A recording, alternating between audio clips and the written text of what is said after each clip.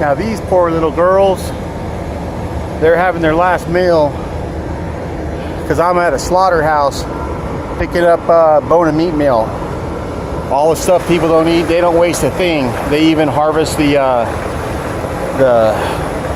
cow poop, send it off as manure, hair, teeth, bones, ears, nose, you name it. And this place smells as bad as it looks. I'll show you what that turns into. Stand by. There's one of their rendering trucks comes in here, dumps it. Those are all little pieces. Hey, big old femur right there. And it goes up here, gets chopped up into small little cubes. Makes noise when it happens.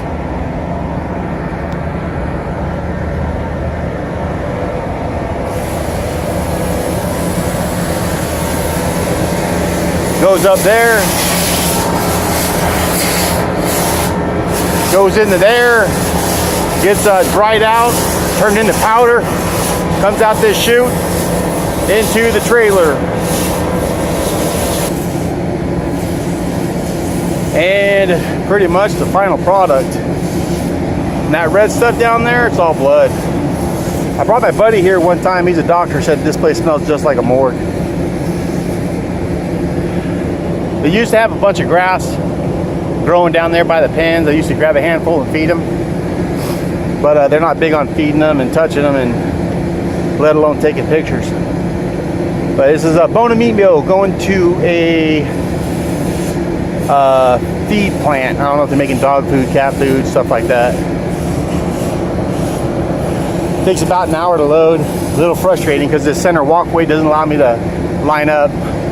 I'll start backing up the silo, but I'll get close to 80 because I'm loading myself. Come back. This is going from Tolleson, Arizona to Escondido, California.